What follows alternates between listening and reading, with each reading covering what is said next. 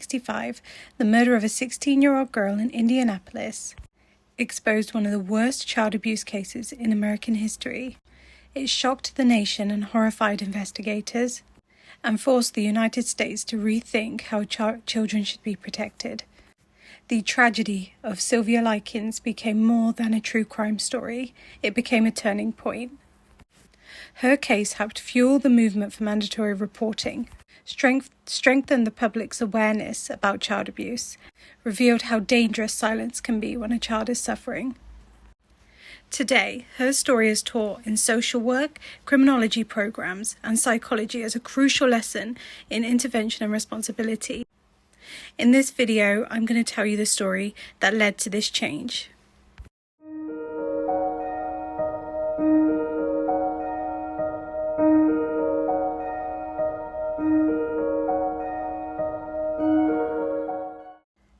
Sylvia Marie Likens was born on the 3rd of January 1949 in Indiana. She was the third of 5 children in a large working-class family. Her parents, Lester and Betty Likens, they worked with a travelling carnival, so they would move from town to town and to look for a steady income. And because of this, they would sometimes send the children to live with relatives or trusted adults while they travelled and worked. Now, people described Sylvia as shy, she was gentle, and she was deeply protective of her younger sister Jenny. Her sister Jenny had polio and she walked with leg braces.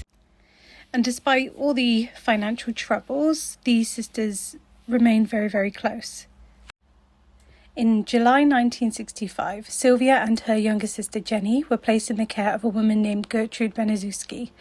Their father had met her, and they came up with an arrangement from July till November. So it was only a short period of time that they were planning to stay with Gertrude.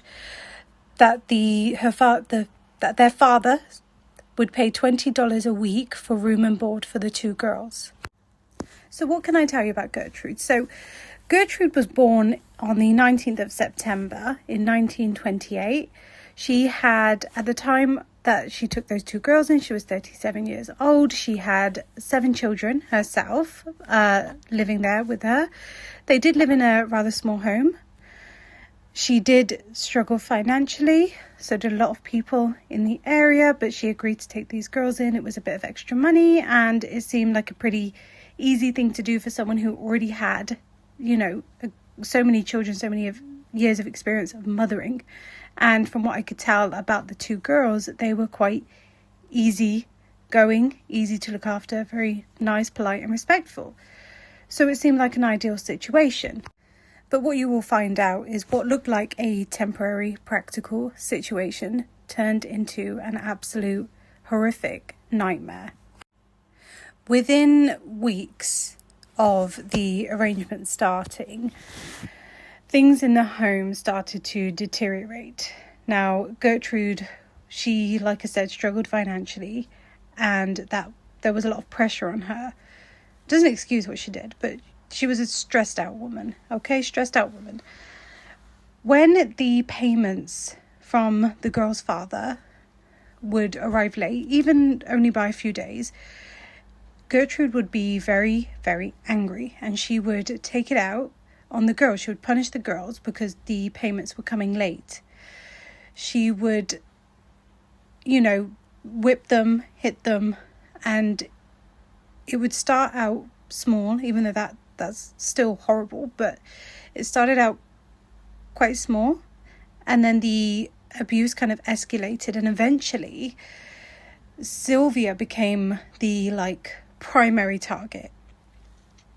They still didn't treat Jenny very, very nicely, but Sylvia became almost the brunt of all the frustration that happened in that house.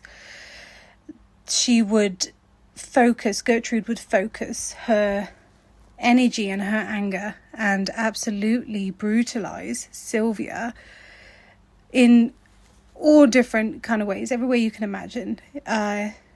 She would completely start this campaign of abuse, and it started with Gertrude, and you won't believe how many people joined in on this. It was astonishing. So let's go through some of the suffering that poor Sylvia had to deal with. Sylvia would experience beatings, extreme beatings. She would experience starvation. They would starve her, and then on the other hand, they would also force feed her at times. So much food. When she was being starved, she was forced to eat kind of leftover scraps out of the bin. She was burnt with cigarettes and things like that. She was also verbally abused as well by Gertrude. Now, later on, witnesses would suggest that there was some kind of jealousy there, that Sylvia resembled everything that Gertrude wasn't, including her looks. She was rather pretty. She was a nice person and things like that. And I think a lot of people think that the reason she focused primarily on Sylvia was because Gertrude was very jealous of her. And it's not uncommon in abuse cases where you have an abuser, primary abuser, Gertrude, who will solely focus all the energy and all of the abuse to one child in the household.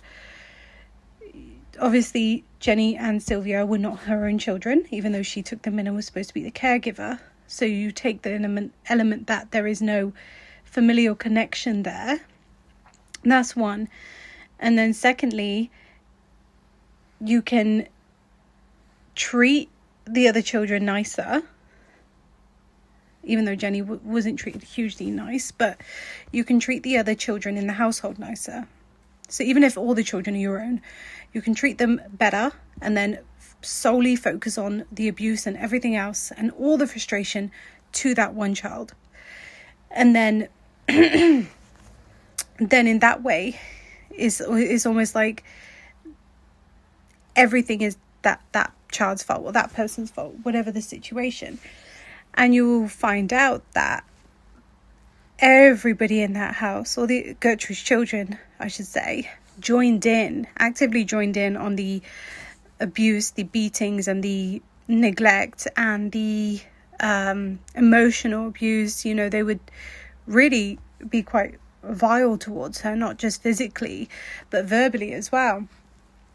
So you had her children, so included at the time of Paula, who was 17, Stephanie 15, and John Jr., who was 12, amongst the other children. But that just gives you an idea of the age range there of Gertrude's children in that house. And I mean, one could say that the children were fearful of their mother, so they joined in because of that, or perhaps they were raised in a way that they didn't have the moral compass to know that what they were doing was completely awful, or perhaps they were all just psycho freaks and enjoyed this. I mean, I'm speaking very flippant, but I mean what I say. I mean, how can you have the whole household just join in this? I mean, I will go through the injuries at the end that when on her autopsy, because this wasn't just a one-off kind of, lost it and snapped. This was prolonged, systematic abuse from this girl's primary caregiver at the time and the other children in the house. And it gets worse, because it wasn't just Gertrude and her children. They invited other children in the neighborhood to come over, actively participate in the abuse and actively watch it, as the other household members would beat Sylvia or burn her or do whatever else they were doing to her at the time. And then it's like, well, you have Gertrude, who is clearly a psycho freak, her children, who are also psycho freaks, even if they are quite young. I mean, at 12 years old, what is right and what is wrong. And yet maybe there was a fear factor there for the younger children. I don't know, so I can't speak on that. But the other children from outside who were coming in, the kids that they went to school with were like, hey, come to my house if you want to watch, Sylvia get beaten. Or if you want to join in, come join in. If my friend said that to me, even at 12 years old, even younger, I should think, I would say absolutely not. And if I actually witnessed that, the first thing I would do is go running home crying to my mum and say, this is what's just happened. And my mum would have called the police. I mean, how many people knew, aside from the children? I mean, how many adults knew? Because the children, never said anything to their parents about what they were seeing? What they were doing? I suppose they wouldn't, would they? If they were out beating. It just absolutely astonishing. Honestly, how many people, young people, it may be, but how many people were involved in this or knew about this? And it's astonishing to me. It really is. My light keeps going out and I'm sorry. It's absolutely, absolutely horrible. I have some of the testimonies from Gertrude's children. So Paula was 17 at the time. So you've got to think, Sylvia was 16, Paula was 17. So that's very similar in age. So this is testimonies from the trial. So Paula admits beating Sylvia with a belt and pushing her down the stairs. I'm sure there was a lot more, but that's what she admitted to in this court document. And then you had John Jr., who, like I said, was 12 at the time. Now, he admitted to using his fists to hit Sylvia and burning her with matches. What in the world? You're 12 years old. And not only are you hitting, you're burning someone. Burning someone is just horrible. And how can you sit there and just,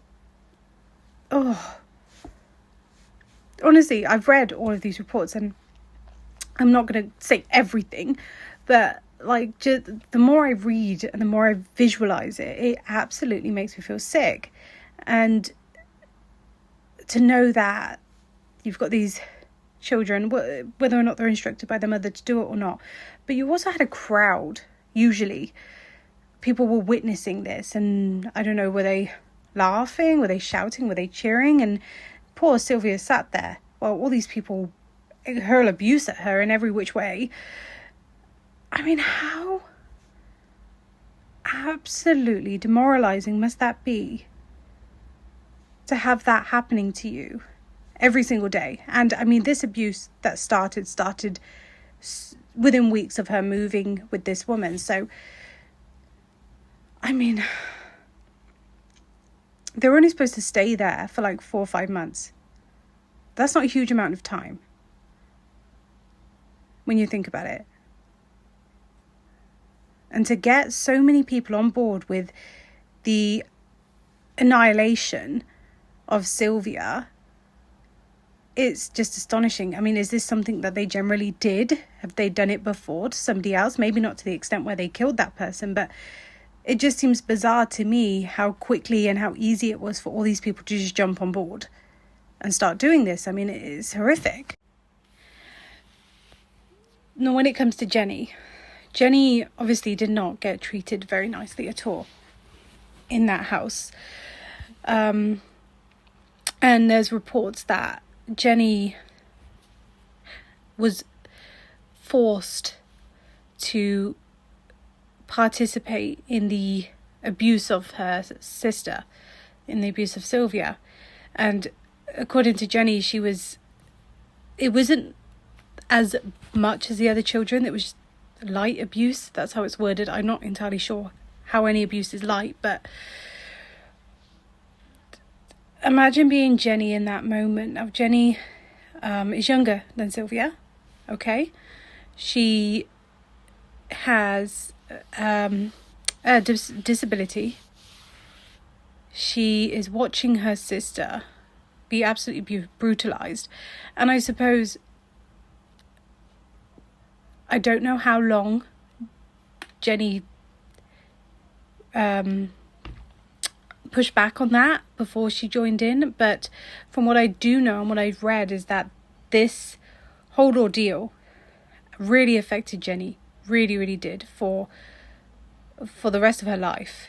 And that's just awful. The children, all of the children that Gertrude encouraged to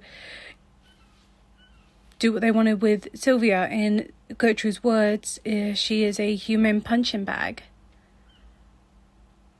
And it just baffles me. I'm just kind of like visualizing it and thinking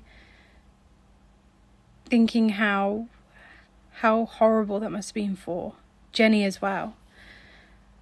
She was scared that she would end up the same way, so she was forced to participate in some way.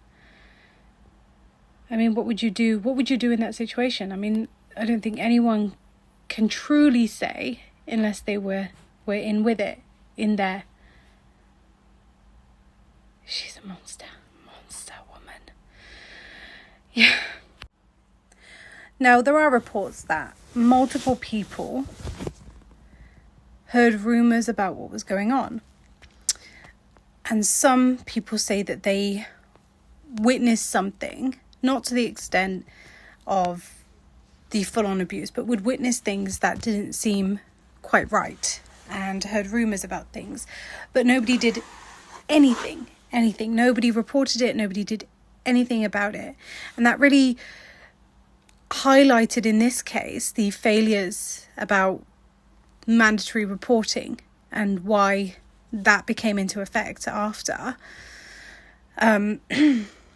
Because there were people in some sort of authority that heard things going on or had some sort of suspicion to what was going on and really didn't do anything about it at all. Aside from the horrible physical abuse that she was getting and the neglect, obviously she was being starved. It wasn't just that. I mean, she was being isolated. She wasn't allowed to see anybody. She was not allowed to wash or anything like that for a prolonged period of time. She was also forced into these humiliating situations. She would be blamed for things that were just not true. It was almost like Gertrude would make shit up to have an excuse, to start one of these attacks. There was a incident where Sylvia was accused of stealing some sweets that she had brought, and when she said no, I didn't do that, she was then beaten for lying and stealing, even though she didn't do anything wrong. And it was various things like that. One time Gertrude interrogated her about a story she was talking about when she said back when she was living in California, she had gone and hung out with a boy. They went to the beach and hung out. Very, very mild, very innocent. Even for the time, really, really quite innocent. And then Gertrude went on a rampage and started calling her, saying that, well, she's probably pregnant and that her belly's getting big. It looks like it's got a baby in it. And when Sylvia kind of laughed nervously in response to what this woman was saying to her, she got a really hard kick in the groin. And then obviously things went on from there. So Gertrude is just an absolute... I don't know why that keeps going out. I do apologise. Gertrude is an absolute beast. Absolute beast. And so are her children. Especially the older ones. Absolute beasts.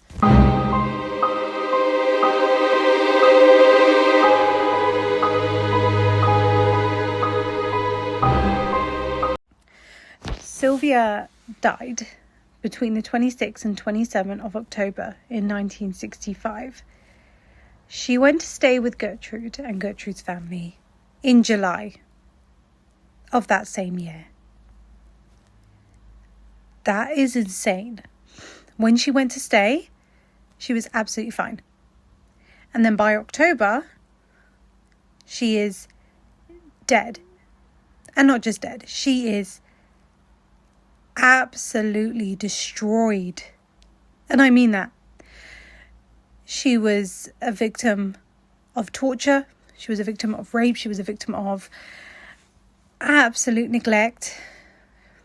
And I'm going to read to you just some of the injuries.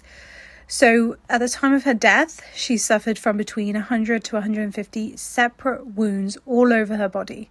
Okay, she had a severe head injury, a subdural, I can never say it.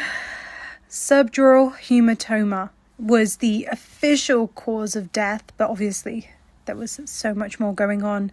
She had scald marks, she had bludgeon marks, she was malnourished, she was starved, she was suffering from dehydration also, she had circulatory shock, she had small parts of flayed, receded and eroded skin, and this is just awful, she had an almost swollen shut vaginal cavity.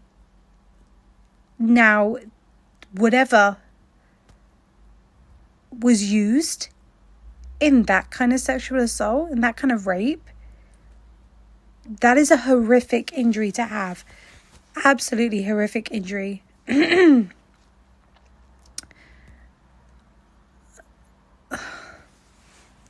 She had also almost broken feet. She wouldn't have been able to walk. Now, the day that she died in a basement. She died in a basement. She was thrown down the stairs. The assault started on that particular day inside the house. She was thrown down the stairs into the basement. There was several of the neighborhood children there. They came and sat on the stairs as they looked down on what eventually became Sylvia's final moments. She then tried to get up, Sylvia did, and crawl her way back up the stairs, in which she couldn't because she was so severely injured and so severely malnourished. She had no strength. Obviously, her feet were almost broken. She couldn't stand. As she was scrambling to try and get up the stairs, she then eventually fell back down, to the amusement of everybody watching, I'm sure. And then the abuse continued until she finally died. So think about it. She died right there in front of her torturers and the lovely audience that loved to come and watch this happen. Imagine the disgust, the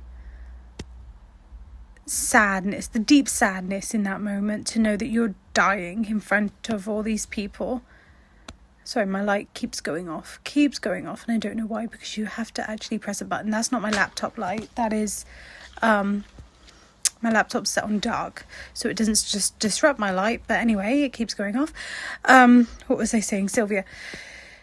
To die in that way in front of those people, the ones who have caused this humiliation, this torture, this assault in all levels of abuse that she suffered, to the enjoyment of everybody else. Everybody else who was there enjoyed that abuse that she was getting, enjoyed giving it to her as well.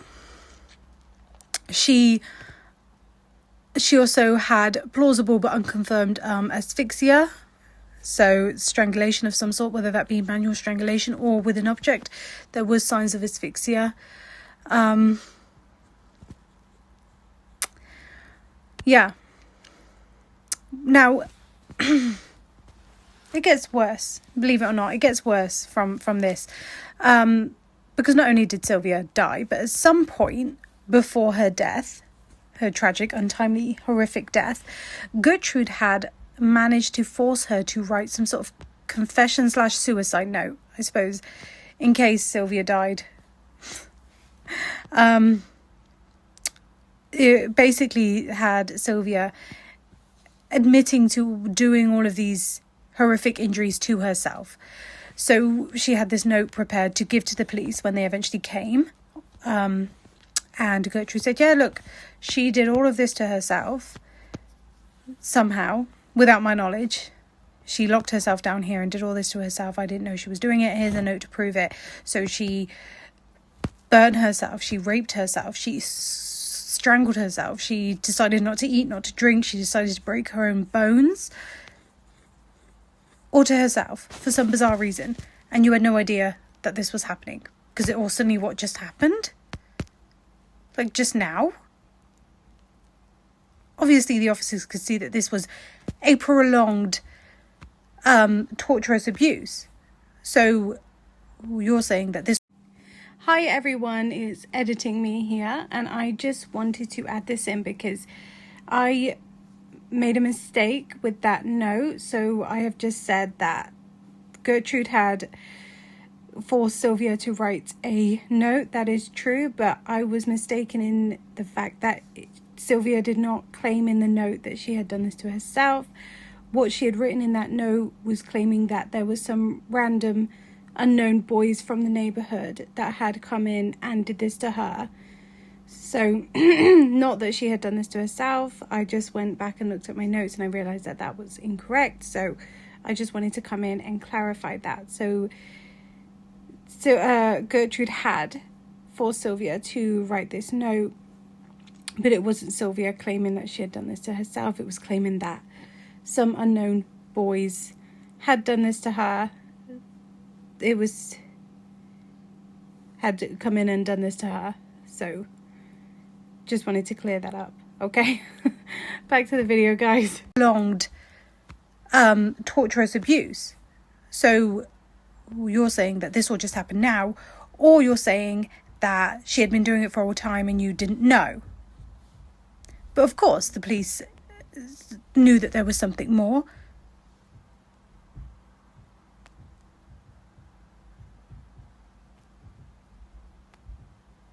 Sorry.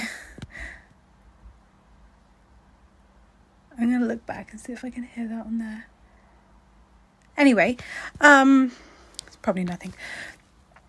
I'll probably cut that out.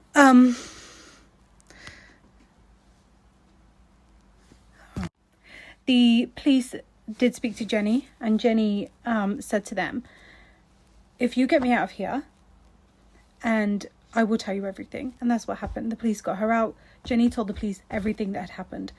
There was huge media coverage on this, and it absolutely shocked the nation. People were astonished and they were appalled with what happened. And this was highly reported. The crime, the trial, the sentences, highly reported by the media. It shocked police officers. It shocked people in the neighborhood. I mean, it was horrible. And, you know, no one could believe that this had happened for so long. Even though she only lived there for a short period of time, this was prolonged torture. You know, this was happening day in, day out, with so many people involved as well. So many people who knew about it and did nothing about it. We're going to get to the sentencing.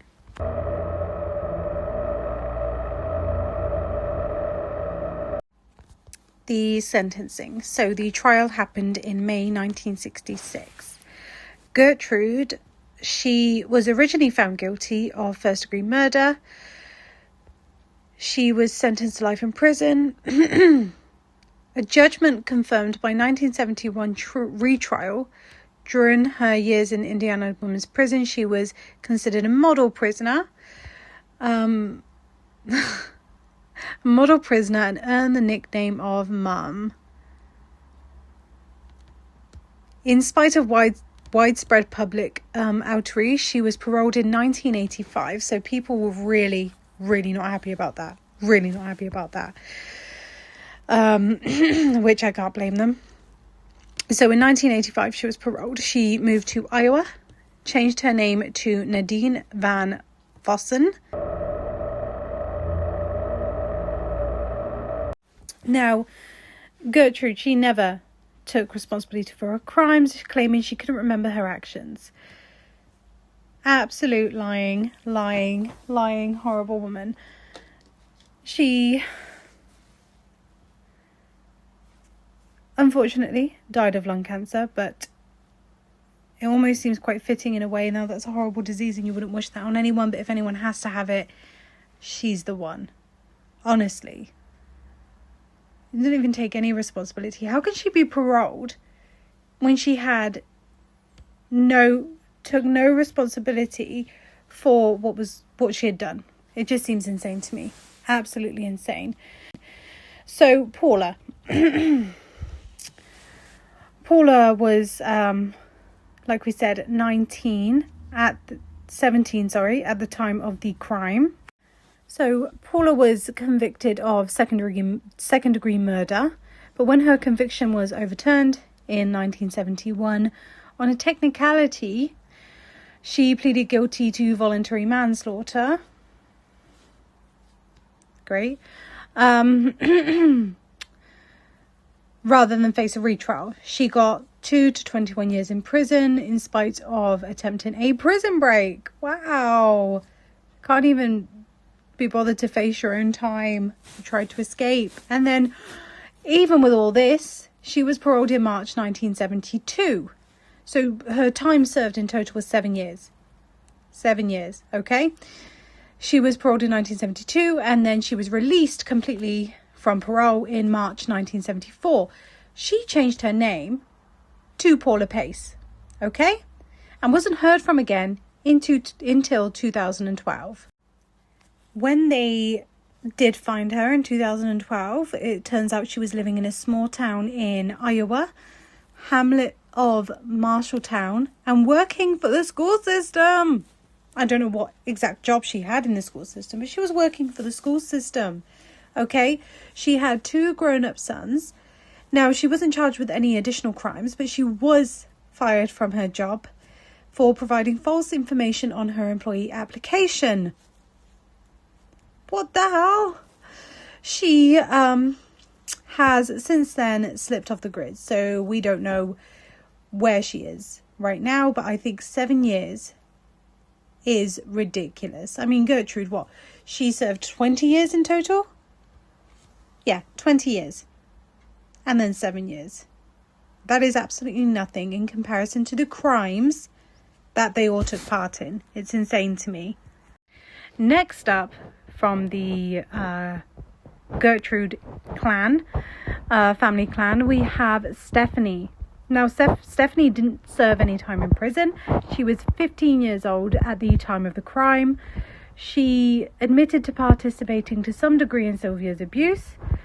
She was granted a special trial and then all charges against her were dropped, likely because she agreed to turn state's evidence against her family. She reportedly changed her name, had children, worked as a teacher, and now lives in Florida. Where in Florida? Because I go to Florida often. Okay? What if I've seen this woman? Florida's a big place, probably haven't. But isn't it funny that she works in the school system? Well, she worked as a teacher. When you work as a teacher, you have to do safeguarding. I don't work as a teacher, but I do safeguarding 1, 2, and 3 for children and adults, and I have to renew that every year in order to keep up. And what we do know about Sylvia's whole case is that it is used as an example for safeguarding training and mandatory reporting training. A teacher is a mandatory reporter. So, in my opinion, is this woman taking possibly annual courses on safeguarding and seeing Sylvia's case as an example? Just think about that. Think about that. She said she participated to some degree, clearly not enough to warrant a custodial sentence, or perhaps they just wanted her testimony more. But that's interesting. That is interesting. Next up, we have John Jr. John Jr. was 12 years old at the time. Now, he is the third oldest, and this woman had 7 children. So that means that there are children younger than 12 in that house at the time of this crime, which is horrible to me. That all these children had to witness. Now, I do give some empathy for John because he was 12, although he did beat her and admit to burning Sylvia with matches, which is horrible. Now, he was the youngest inmate at the juvenile reformatory. He served 2 years. He changed his name when he left prison to John Blake and drifted aimlessly before experiencing a religious epiphany. He said that helped him see the error of his ways. He allegedly is the only member of the family to show public remorse for his deeds. He worked as a real estate agent. He had a wife and 3 children. Very sadly, he died of cancer in 2005 at the age of 52. That is tragic. He once reported that, and I quote, "My mum was a very selfish, self-centered woman." Agree. Also, understatement, but okay. At least he has showed public remorse for what he's done. The younger children, so you have Marie. She didn't serve any time. She's the 4th oldest. She was 11 when the torture took place. No charges were brought against her. She testified during the trial, becoming the sole member of the family to cry on the stand during questioning. Marie changed her name to Marie Shelton. She lived in Indianapolis until she died on the 8th of June 2017.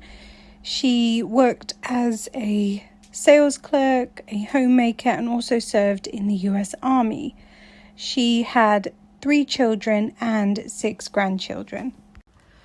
Next we have Shirley. She is the 5th oldest. So Shirley was the youngest member of the family to actively participate in Sylvia's torture. She was 10 years old, okay? No charges were brought against her, but she did admit to heating up a needle that was then used to burn Sylvia. Her whereabouts is unknown to this day. 10 years old and doing that. I mean, I don't know how much the power of persuasion from her mother was put into that, or just thinking that was okay because she was witnessing what was going on. But 10 years old to be heating up a needle, and then, I mean, witnessing the abuse is horrific enough, but then to do that as well, it's really, really quite sad and really shocking.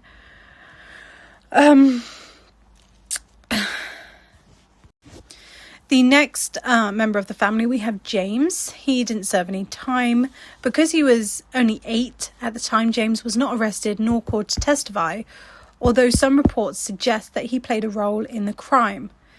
Of all of the children, there is the least publicly known about him. Last of the children, the Gertrude's children, we have Dennis Lee Wright Jr. He was the youngest of the children. He was a newborn when Sylvia met her fate. Wow. He was the son of Gertrude's lover. Wow, she had a lover. So she had a newborn baby. Usually, your most maternal instincts are when you just give birth and you have a newborn. And to think that she had a newborn baby and she started this kind of vile, torturous, disgusting abuse. It's horrible. It's horrible. Reportedly, he was placed in foster care and was later adopted. So his name was changed to Danny Lee White. He died in 2012 in California. Wow. There were 2 neighborhood children who were also convicted. So out of all the children, they clearly were the ones that participated the most, and they were convicted. First is Coy Hubbard. His total time served was 2 years. He was Stephanie's boyfriend. Hubbard was a full participant in Sylvia's torture. His contributions included using her as a practice dummy for judo flips and punching and shoving her down the basement stairs. Wow. He was convicted of manslaughter. He only served 2 years before being released. Now, interestingly enough, he was tried for another murder in 1982, but acquitted. I don't know much about that murder. Perhaps I'll have a look into it. He also reportedly lost his job in 2007 when the film of this case came out. It's actually really quite a good film. I'll tell you a bit about it in a bit. It's called An American Crime. He died in June of that year, that same year, in Shelbyville. The next child, Richard Hobbs, was another neighborhood kid who tortured Sylvia. He carved the words, "I am a prostitute and proud of it," into her stomach with a large needle.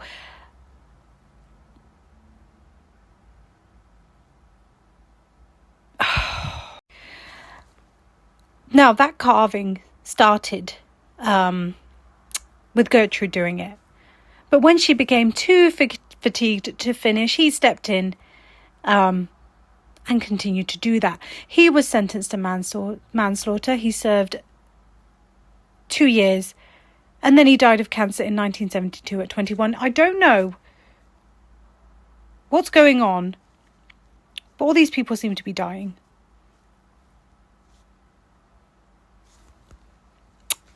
Think of that what you will.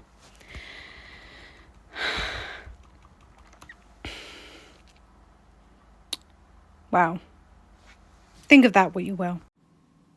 Hi everybody. It's me here just editing this video, and I realized that there is a chunk of video that didn't record properly, and that's really bizarre because I use, when I'm recording these, like a little handheld video camera that I have plugged into my laptop that's always in front of me so I can see what you're seeing, and I just let it roll the whole time, and then when I come to like this bit here, I just edit it, cut bits out that I don't need, or bits of me just waffling about nonsense, and just try and make sense of what I've said and put it in a way that everybody will understand. So to have a part like right in the middle that's gone is really bizarre, although I had a nightmare trying to film it anyway. My light kept going out and whatever. Anyway, so I just wanted to add quickly a few little bits. I don't need to re-record everything because most of what I said was just going off on a tangent. I tend to do that. But there was one bit I thought was important that, I mean, I've just sat and watched it, so I don't think I mentioned it in the other bits, but Gertrude's oldest daughter, Paula, the one who was 17 at the time of this case, she was actually 3 months pregnant when this was going on. So I know that obviously the time that Sylvia and her sister stayed there was over a course of 4 to 5 months. So I don't know if she was, I tried to look really more into it, but I don't know if she was like 3 months pregnant at the start or during or towards the end, because obviously it was over a few months. But I always found that quite strange because a lot of, I know that there is theories that Gertrude was just jealous of Sylvia because she was just a beautiful, kind person and Gertrude was really not. But there was a lot of cruelness that Sylvia got from Gertrude, with Gertrude accusing Sylvia of being promiscuous and being a whore and things like that. Like, Gertrude even carved "I am a whore" onto her stomach. So, and accusing her of being pregnant, all the while it was actually her own daughter that was pregnant. So I mean, I find that quite strange. Not that being pregnant at 17 makes you a whore. I mean, it, you know, you do you, but the fact that she was accused of all of these things when she was almost taking punishment for the crime that Paula did, you know, in that sense, it makes no sense to me. It was really bizarre. And I also wanted to add about Paula as well, about that school that she was working at in 2012, where she ended up getting fired when she was exposed for being who she is. She was working as a teacher's aide. I assume that's like a support teacher is what I would call it here. a teacher's aide for a special needs school, children who had special needs. So really quite vulnerable children. Children are vulnerable anyway, but then you add the fact that the children have special needs makes them even more vulnerable. So yeah, that just makes you feel a bit gross, right? I mean, I'm not saying that she was out there after she served her time doing the same thing to other people that she did to Sylvia. Like you have to accept that she did her time, it was over, even though the time was a very short amount of time, in my opinion, in relation to what she had done. Same with all of them, really. But it's just rather interesting that she started working for the school system in 1998. You know,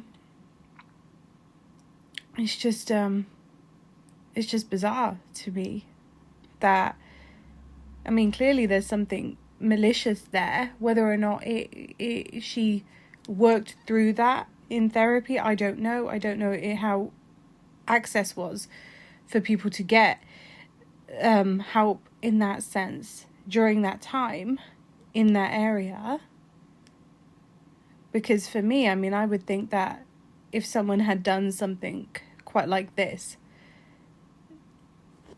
then there's no way that they could really come through the other end and then be able to help and support and work with quite vulnerable children. It just doesn't add up to me. I also tried to find some more information about Coy Hubbard, who was the boyfriend of Stephanie, and the one who did practices judo flips and punches on poor, broken, beaten Sylvia. And he was the one that only served 2 years for his disgusting contributions to her suffering. And I remember saying that I would look into it because he was, sorry, I know what I mean, but I have trouble relaying that to you. He was also accused of murder in 1982, although that case was acquitted. I couldn't find anything, and I really did try and look. Maybe I looked in the wrong place. If anybody knows anything about that or has managed to find anything, please do join the conversation. Let us know what that was all about. He did end up dying in 2007, the same year that the film came out. Please do watch that film. It is a really good film. And yeah, the frightening fact of how many people who were involved in this case, who were perpetrators, has died since. It's quite a high volume of them, which is interesting. Yeah, so I'll leave you now. Peace out.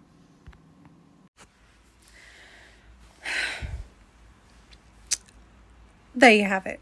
Okay. Like I said, the murder of Sylvia, the torturous, horrible, prolonged torture and murder of Sylvia, really raised a lot of questions when it came to safeguarding, when it came to mandatory reporting. And they have since used her horrific death as an example of how important it is. And it really opened the eyes of many people in the country in regards to children and child abuse. It really, really did. Sylvia, she didn't deserve any of that. I don't think anyone does. And it is horrific. There is, like I said, a film that was made in 2007. It's called An American Crime. It is really quite good. And it's really quite accurate when it comes to the events that took place. Now, the writer for that film used the court statements, the court documents in order to write the film. So that's where he based everything off of, was the court documents. So you can see how accurate that will be. So I have seen it. So do give it a watch if you would like to. It's really, really quite good. I think that's all from me today. Thank you for listening. Please do look into this case. It is horrendous, but I feel like it's one that before watching that film, An American Crime, I'd never heard of. So Sylvia needs to be remembered, and we need to talk about her and what happened to her, because it is horrible and she shouldn't have died like that, alone, surrounded by people who were mistreating her in such horrific ways. So, Sylvia, much love, okay? And to everybody out there, peace and love. Take care out there, and I'll see you next time. Thank you.